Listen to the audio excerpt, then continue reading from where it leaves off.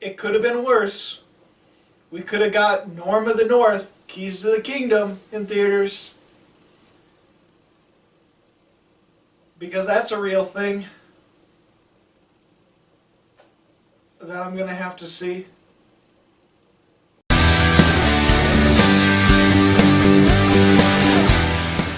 So A Dog's Way Home is an adaptation of a book written by the same person who wrote A Dog's Purpose, as well as A Dog's Journey, which A Dog's Journey is the sequel to A Dog's Purpose, which we'll be getting that this year too. I saw the trailer in front of this movie. But whereas A Dog's Purpose and A Dog's Journey has some creativity to it, with this dog dying and continually reincarnating into another dog with a different life in a different place with different people, A Dog's Way Home is your typical telling of a dog that gets lost, is far away from home, and has to find their way home again through the wilderness. It's also a civil rights movie for dogs, which I didn't know going into the movie. When I saw this trailer, and I saw the trailer for the first time in December. Now, my sister, who was in Champaign at school, she got to see the trailer quite a few times before I did. I had no idea this movie even existed. And when I saw that trailer in theaters, I legitimately said, what the fuck? It was actually just one moment in the trailer, and it's a CGI mountain lion showing up and saving the dog, and there's no context to it when you see it in the trailer, and so I literally said, what the fuck? We all face things that are hard. The only thing that gets us through it are the...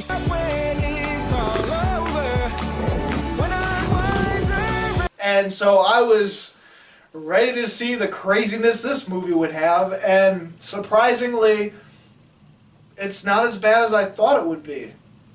Oh, don't get me wrong, there's a lot of WTF moments and a lot of crazy stuff that happens that's absolutely insane and just ridiculous, but the movie is okay when it comes to other things, and it's a little bit competently done, and it's not as bad as I thought it would be, probably because it gets you emotionally and you're able to overlook some of the ridiculously stupid stuff in the movie.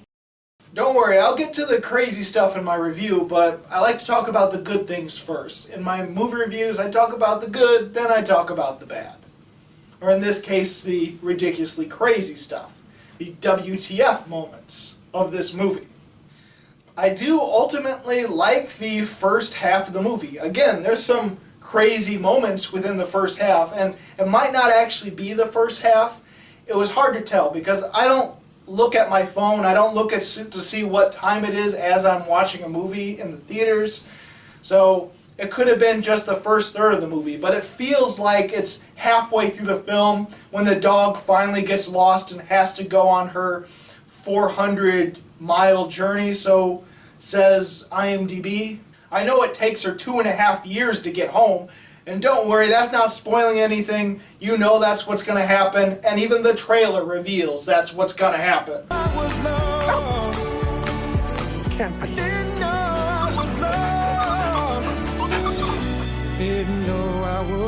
Or at least it's edited in a way where it seems like that's what's going to happen. I do like how they took the time to develop the dog and the bond between her master or her owner or her human friend Lucas. I like how it played into how he works at the VA, his mom is a veteran, and so they sneak Bella into the VA because they have to watch her because the owner doesn't, the owner that, they pay rent, and the landowner, the landlord doesn't allow dogs. So at one time they have to sneak her into the VA, and then the veterans love her, and it's very therapeutic. And so it is a bit patriotic, and it does feel like it's thrown in there just to get a certain demographic. But I do like that the movie has heart. The introduction is developed well enough, and it does make you feel for the characters in some capacity. So anyone who loves feel-good movies and loves dog movies is going to be even more affected by all of this than I was. Also, there is some good writing in this movie on how during her journey, almost everything she comes across, every person, every challenge that she goes through, some way is set up in the first half of the film. Like the things that she learns and she goes through in the first half of the film kind of help her in her journey or are reflected in her journey. And I can't help but compare this to A Dog's Purpose, being that it's the same writer, the same author, but the acting in this movie overall was a little bit better. There is a few dark turns in this movie and some really disturbing things that I enjoy when it's in a family film, because people need to get exposed to some dark stuff eventually. And I don't like to comment about this in animal movies because I don't want to get wrapped up in this as being a reason that I like the movie, because I'd rather look at the story, the characters, the craftsmanship of the movie rather than how cute the animal is. But the animal was cute. The dog was cute in the movie, and I might as well admit that. But there are obviously problems that I have with the movie. For one, even though I think the dog is cute and I like the dog was a good actor in this movie, I do not like the character the dog plays. I do not like Bella, because Bella's a little too dumb of a character for me. Don't get me wrong, it's a dog and she doesn't understand a lot of things, but she comes off a little bit dumber than the dog in A Dog's Purpose. Maybe that's because in A Dog's Purpose, the dog has a bunch of different lives it goes through, which it is able to understand a little bit more and experience a little bit more and become a little bit smarter. In this one, it's just one life, it's just Bella, and so she comes off as a little dumb at times. And I like Bryce Dallas Howard, but I could not stand her voice in this movie. She was a little too hyperactive, a little bit too enthusiastic, and I also feel that the narration in this movie it was really jarring in this film than it was in A Dog's Purpose. Maybe I didn't notice it as much in A Dog's Purpose, or maybe it's because the narration fit and the voice acting fit with the situation. In this film, sometimes the voice acting of Bryce Dallas Howard doesn't match the tone that the movie is going for. Sometimes it's jarring because it feels more like a narration of maybe someone telling a story rather than being a character and telling their story of what they've done.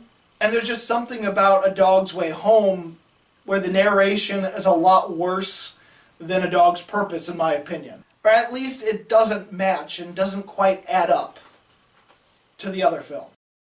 I might as well say this now and get it over with. There is bad CG in this movie. The kind of CG that looks more like a cartoon, the kind of CG where you see just how out of place it is in the film. I think there was CG within the first scene of the film. The puppy version of Bella, probably because they couldn't get the same expressions and the same sort of acting they could from a puppy than they could a full-grown dog, but there was CG versions of Bella as a puppy making these crazy, more humanistic expressions, and the CGI on the dog was just so unrealistic and so out of place compared to the rest of the scenery and some of the real animals in the scene that it just looked really bad. And it does it twice, where the puppy grows and they have this CGI effect, and it made me laugh every time they did it.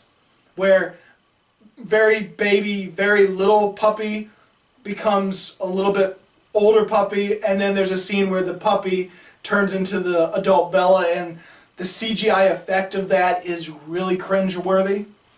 And of course, you've seen it in the trailer, there's a mountain lion in the film.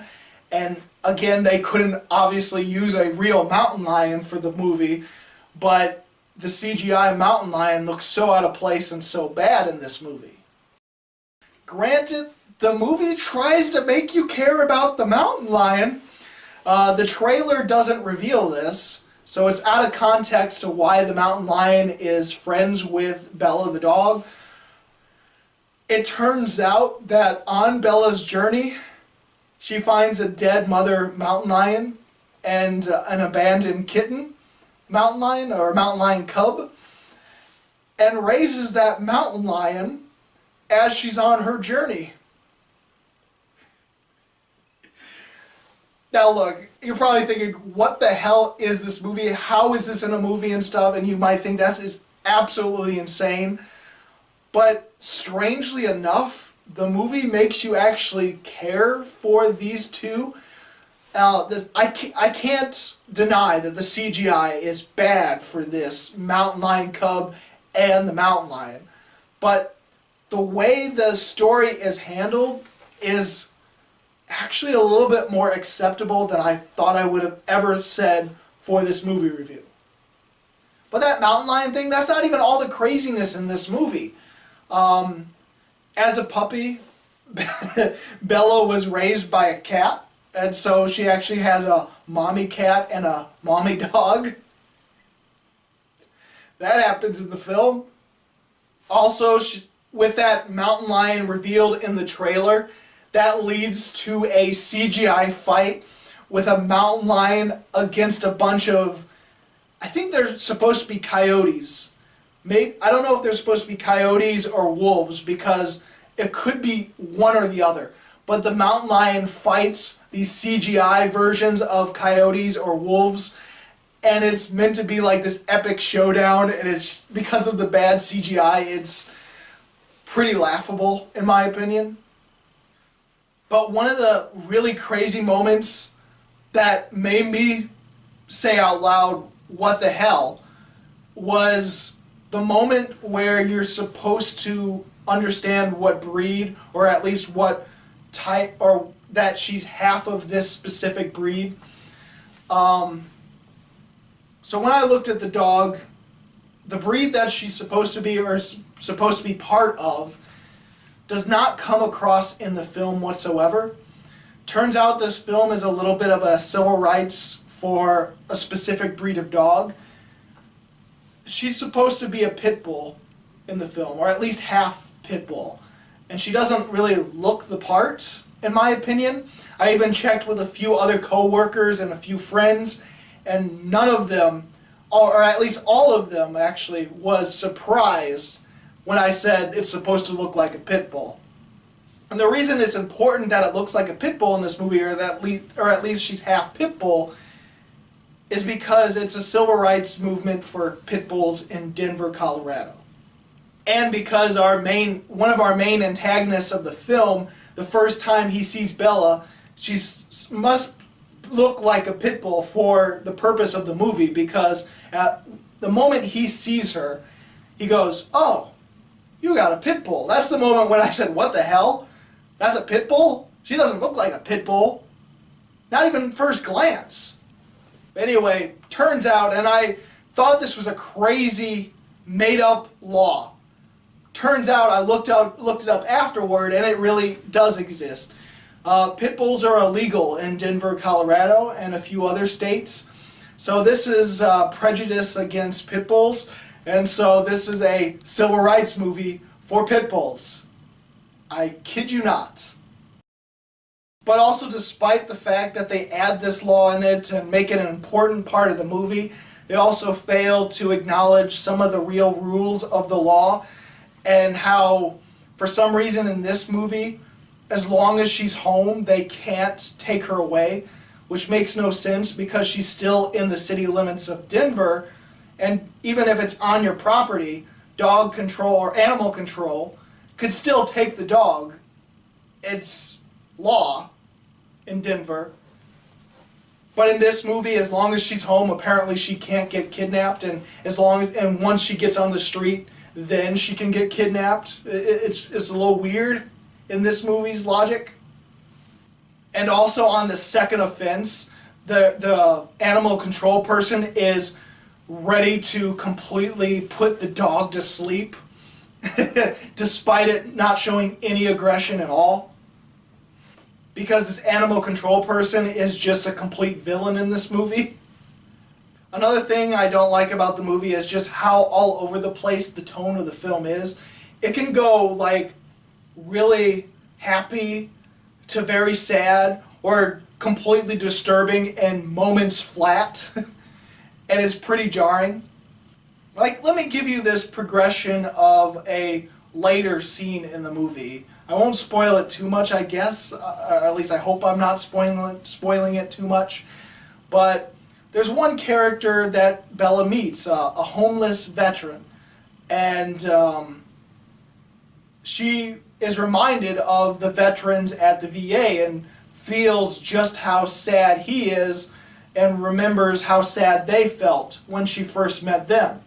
So, like, at the beginning of the film, at the beginning of this progression, you feel bad for this homeless veteran. You sympathize for him, and you understand his loneliness and his need to bond with this dog and need to keep the dog, despite her wanting to go home. But as it progresses, it feels more like he's kidnapped her because Bella wants to go home. She's on her journey to go home, and this guy is keeping her and preventing her from running away. And then it eventually leads into something very disturbing, where he chains her up to him, just his belt. I mean, it's a real chain, but it's like around her collar and around his belt. And then he dies. And she's in the middle of nowhere, chained to this corpse, and unable to reach the river because the chain is not long enough, so she can't even drink water.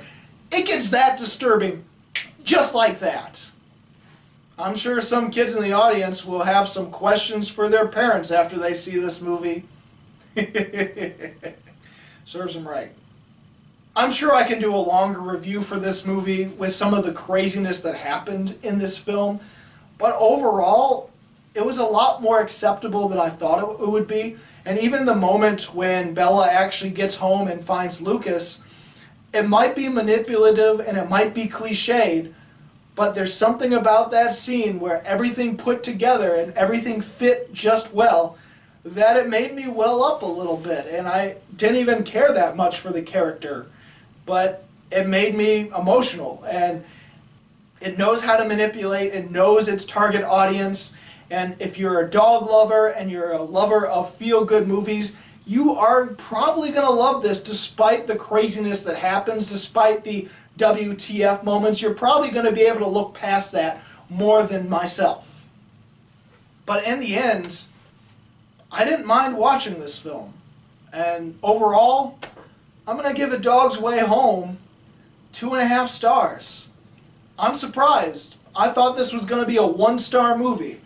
But it turned out to be 2.5 by the time I got done watching it. So, did you see A Dog's Way Home? What did you think about it? Go ahead and comment below. And if you like this video and you want to see more, please subscribe and check out my movie reviews or countdowns of this year or of previous years of whatever. As always, this is Bruce Gifford, and this was Just My Opinion.